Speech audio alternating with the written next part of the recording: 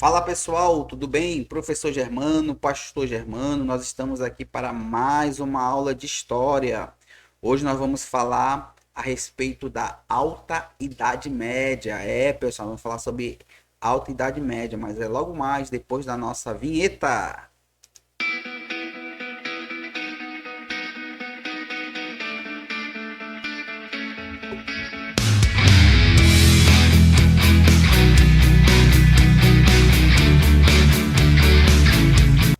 Fala pessoal, voltamos. Professor Germano, Pastor Germano, nós estamos aqui para a nossa segunda aula sobre Idade Média. Pessoal, e hoje nós vamos falar a respeito da Alta Idade Média. É isso mesmo, pessoal. Vamos falar hoje a respeito da Alta Idade Média. Deixa eu só compartilhar minha tela com vocês. Pronto, tela compartilhada. Então vamos falar a respeito hoje da Alta Idade Média. Vamos lá. Pessoal, então vamos lá, ó, os períodos da Idade Média. Então, como é que está dividido a Idade Média? A Idade Média, pessoal, ela está dividida aí entre Alta Idade Média e Baixa Idade Média, certo? Então, para que você entenda aí como é que está dividido esse período da Idade Média, né? Alta Idade Média e Baixa Idade Média. Então, vamos lá. A Alta Idade Média, pessoal, ela começou ali pelo século 5 e vai até o século 10, né? E aí eu coloquei aqui mais ou menos algumas informações para vocês aqui. Ó. Então ela começa com a queda do Império Romano e é marcada por muita estabilidade pelas invasões dos povos bárbaros. Então aqui é a Alta Idade Média. A Baixa Idade Média, pessoal, na verdade, ela vai dar continuidade, né? Justamente ali pelo século 11 e vai até mais ou menos ali o século 15. Né, tempos de crescimento da cidade, do comércio, do fortalecimento da igreja e dos reinos europeus. Então, uma informação importante aí lembrar: a Alta Idade Média é o nosso foco aqui. Foi um tempo de mudança e formação da Europa medieval. Então, para sua prova, né, é importante você lembrar isso, que a Alta Idade Média, pessoal, ela foi um tempo de mudança e a formação da Europa medieval, certo? Anote essa informação, que essa informação ela é importante. Vamos lá. Invasões bárbaras. Então, olha só, depois da queda do Império Romano, muitos povos começaram a invadir e ocupar os territórios antes controlados pelos romanos. Esses povos eram chamados de bárbaros. Então, pessoal, para que vocês entendam, todos os povos que não eram romanos, os romanos chamavam de bárbaros, certo? Eles tinham costumes diferentes, línguas diferentes, né? Então, quem eram esses povos que estavam invadindo ali o Império Romano ali, né? O lado ocidental do Império. Então, eram os vândalos, eram os visigotos, eram os ostrogodos, os francos, os alamanos, os anglos e saxões, né?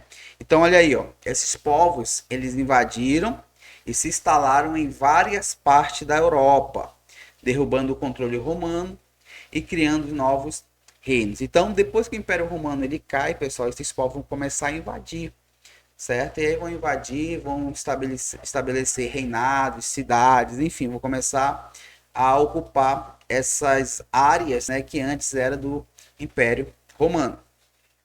Vamos lá. Os primeiros a chegar. Então, olha só, os visigotos eles foram um dos primeiros povos a entrar no Império Romano. Então, questão de prova. Quem são os primeiros povos a chegar no Império Romano? Então, foram os visigotos, né?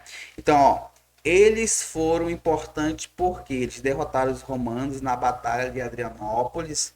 Anote o nome dessa batalha, que essa batalha é importante. Eles vão saquear Roma no ano 410 com o seu rei Alarico. Então anote também o nome do rei. Quem foi o rei que estava lá com os visigotos? Então é o Alarico, certo? Depois eles vão fundar um reino na Península Ibérica, onde hoje estão Espanha e Portugal. Outros povos vieram depois, como os vândalos que foram para o norte da África, os anglos e saxões que ocuparam a região da Inglaterra. Esses povos foram formando os reinos que dariam origem aos países europeus que conhecemos hoje. Então, todos esses povos, pessoal, né, que nós vimos aqui no slide anterior, esses povos aqui, eles vão dar origem aí aos povos, né, que nós conhecemos hoje, os povos europeus, certo? Então, é interessante você saber disso, né? Vamos lá. Os francos. Então, vamos falar um pouco dos francos. Os francos foram um povo germânico que se destacou entre os outros povos bárbaros por conseguir criar um reino forte e duradouro. Eles se estabeleceram na região onde hoje fica a França, daí o nome. Então, se eu fosse você, anotava, né, essa informação, que essa informação é importante, certo? E é dos francos que vão derivar a França, certo? Então, essa informação ela é importante para a sua prova. Vamos lá. Os merovingios, né? Então, a primeira dinastia, família real dos francos, foi a dos merovingios. Então, questão de prova também. Qual é a primeira dinastia dos francos, né? E aí na sua prova vai estar lá, né? Os merovingios. Então, não se esqueça. Então, vamos lá. O principal rei foi Clovis. Clovis se converteu ao cristianismo em 496, o que ajudou muito na aproximação com a igreja e com os antigos romanos cristãos. Ele uniu várias tribos francas sob seu comando e expandiu seu território. A conversão de Clovis ajudou a criar uma aliança entre os reinos francos e a igreja católica. Pessoal, então uma informação importante para você aí, para sua prova, né? Quem foi a primeira dinastia aí dos merovingios, né? Que foram aí os francos, né?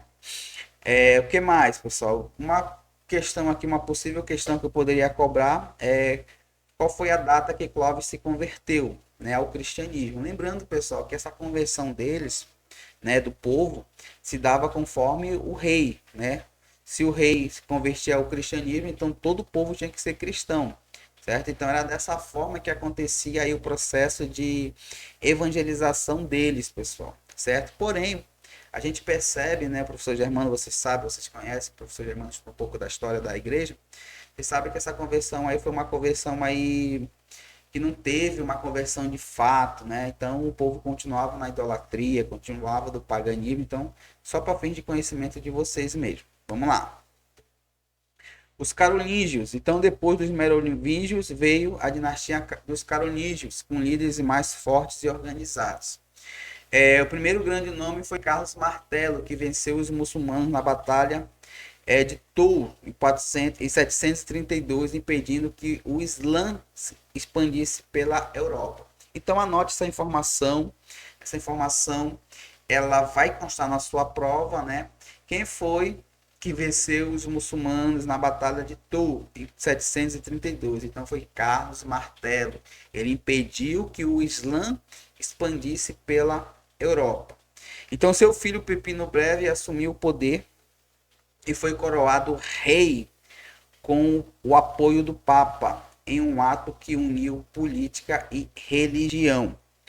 O filho de Pepino foi Carlos Magno, o mais famoso rei franco. Só tomar uma água aqui, pessoal.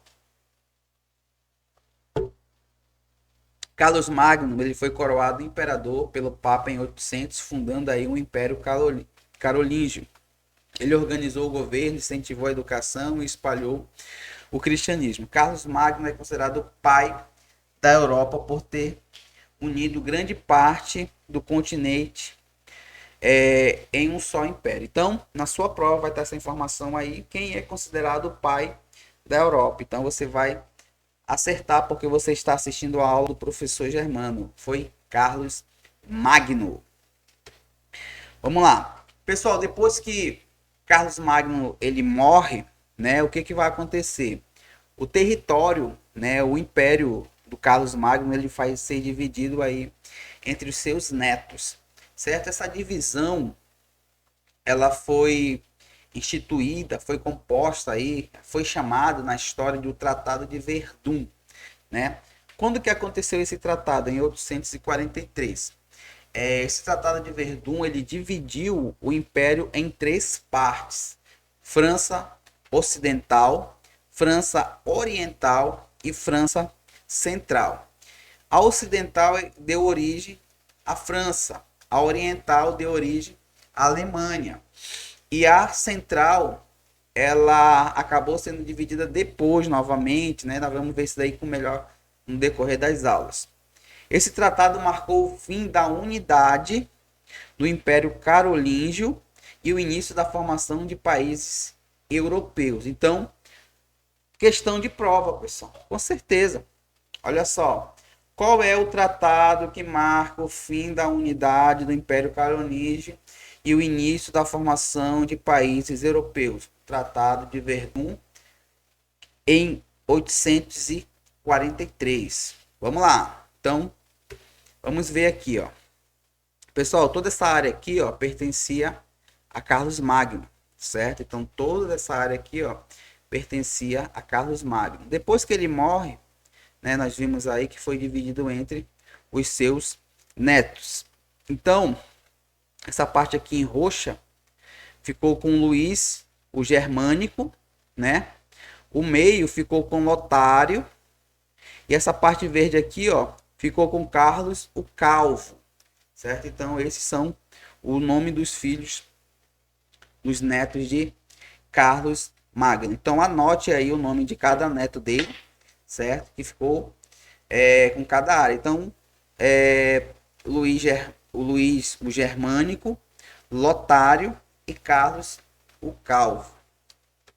Então, vamos lá. Pessoal, nós vamos ficando por aqui, certo?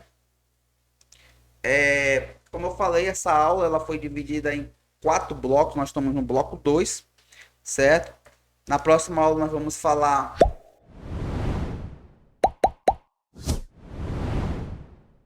na Europa, certo? Lembrando que nós estamos ainda nesse período da Idade Média, certo, pessoal? Então nós vamos ficando por aqui. Até a próxima aula. Tchau, tchau. Fui.